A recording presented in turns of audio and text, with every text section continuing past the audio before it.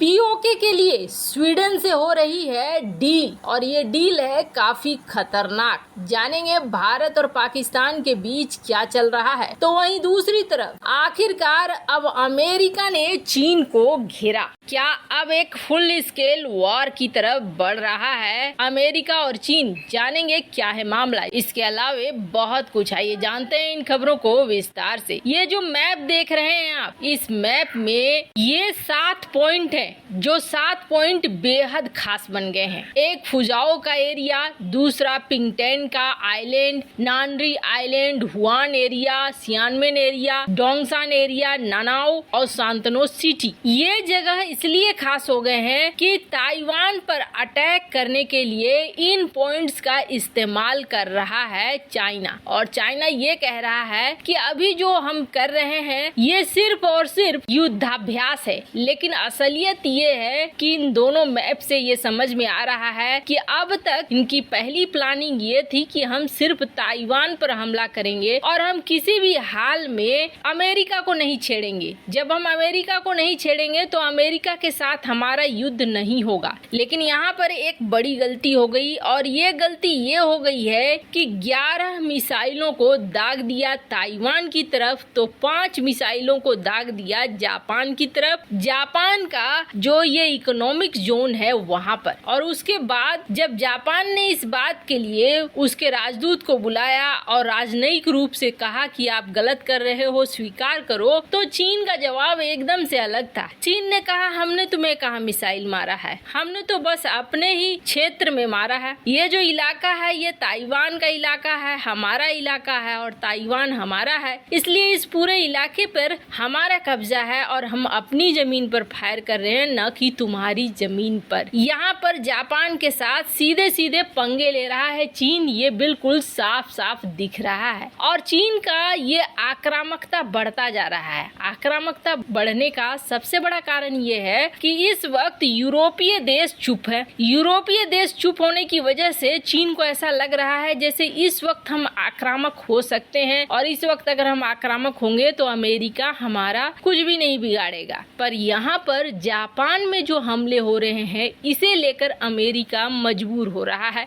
America को अब Japan की बचाव के लिए आना ही पड़ेगा क्योंकि जापान के साथ ट्रीटी साइन है। दूसरी बात, दुनिया भर में सहयोगी देख रहे हैं। अगर अमेरिका यहाँ नहीं आता है तो फिर भविष्य में अमेरिका का साथ कौन देगा। पर आपको बता दें ऐसा नहीं है कि अमेरिका यहाँ पीछे हट रहा है। अब चीनी ड्रैगन की दादागिरी पर लगाम लगाने के लिए अमेरिका की बाइडेन सरकार ने कमर कस ली है और अमेरिका के रक्षा मंत्रालय पेंटागन ने अपने 7th फ्लीट को आदेश दे दिया है कि तुम पहुंच जाओ ताइवान के पास। अब ताइवान के पास दो तरफ से, एक तरफ यूएसएस रोनाल्ड रीगन और दूसरे तरफ 7th फ्लीट, इन दोनों ने पूरी तरीके से घेर लिया है ताइवान के इलाके को। अब आप सोचेंगे घेर लेने से क्या होगा, तो सबसे बड़ी बात यह है कि इंडोनेशिया के साथ एक युद्धाभ्यास भी चल रहा है जहां एक अलग ही बेड़ा है और अमेरिका का ये 7th फ्लीट अब निगरानी कर रहा है कि क्या चल रहा है। 4 से लेकर 7 अगस्त तक चीन ने कहा है यहाँ मिलिट्री ऑपरेशन करेगा। 4 से 7 अगस्त तक में अगर ये मिलिट्री ऑपरेशन खत्म हो जाता है तब तो ठीक है, और अगर नहीं होता है और ये यहाँ पर युद्ध की स्थिति पहुँच जाती है तब आप समझ लीजिए चीन के इस खतरनाक हरकत से पूरे दक्षिण चीन सागर में एक तनावपूर्ण माहौल बन गया है। वैसे आपको बता दें अमेरिका ने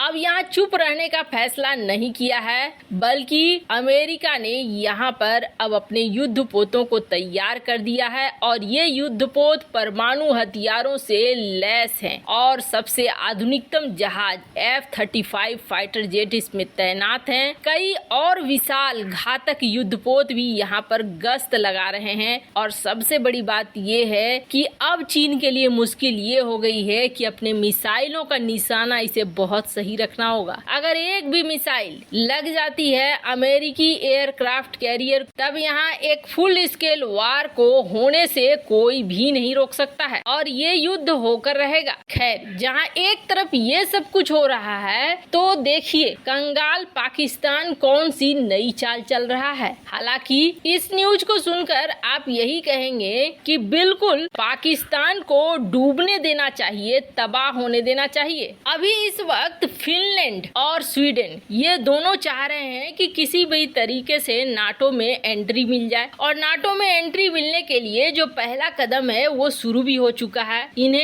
एक बैठक, जो औपचारिक बैठक होती है, उस औपचारिक बैठक में बुलाया भी गया। औपचारिक बैठक में ये प्रस्ताव पारित करवाने में सफल हो गए। प्रस्ताव पारित तो हो गया, लेकिन अब इस प्रस्ताव पर जितने भी सदस्य देश हैं, 30 सदस्य देश हैं, 30 सदस्य देशों को चाहिए साइन करना। और इसमें से अगर एक भी सदस्य देश साइन नहीं करता है इस प्रस्ताव पर, तो आप समझ लीजिए स्वीडन और फिनलैंड जो सुनहरे सपने पाल कर बैठे हुए हैं कि इनकी एंट्री नाटो में होगी, वो चीज नहीं हो पाएगी। और इनके रास्ते में रोड़ा कौन है? इनके रास्ते में सबसे बड़ा रोड़ा है तुर्की। तुर्की का ये कहना है कि हम फिनलैंड और स्वीडन को शामिल नहीं होने देंगे अगर तुर्की की मांग को नहीं मानता है स्वीडन और फिनलैंड। यानी तुर्की के अनुसार चलना पड़ेगा स्वीडन को और फिनलैंड को। इसके अलावे तुर्की अब ब्लैकमेल कर रहा है यूरोपीय कंपनियों से लेकर अमेरिका तक को, पर ये दबाव बना नहीं पा रहा है। आखिरकार तुर्की के ऊपर उल्टा अमेरिका का दबाव बन गया,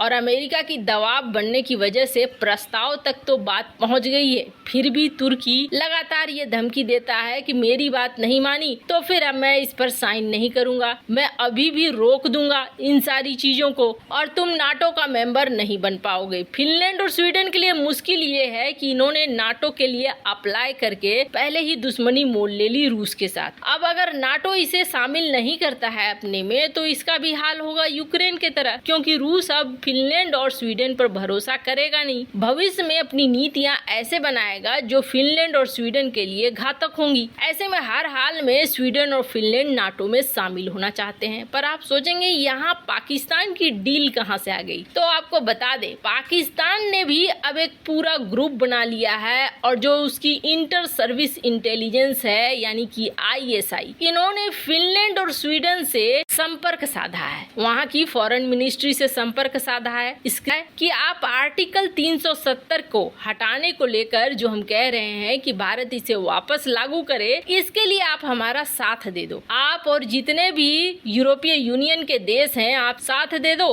तो मैं तुर्की को मना लूंगा और तुर्की को कहूंगा कि आप फिनलैंड और स्वीडन को सदस्यता दे दो। यानी कश्मीर मामला अब नाटो का मुद्दा भी बनने जा रहा है। वैसे आपको क्या लगता है, क्या पाकिस्तान इस मामले में सफल हो पाएगा? कमेंट कर अपनी राय जरूर बताएं। जल्द मिलते हैं अगली वीडियो में नई खबर के साथ।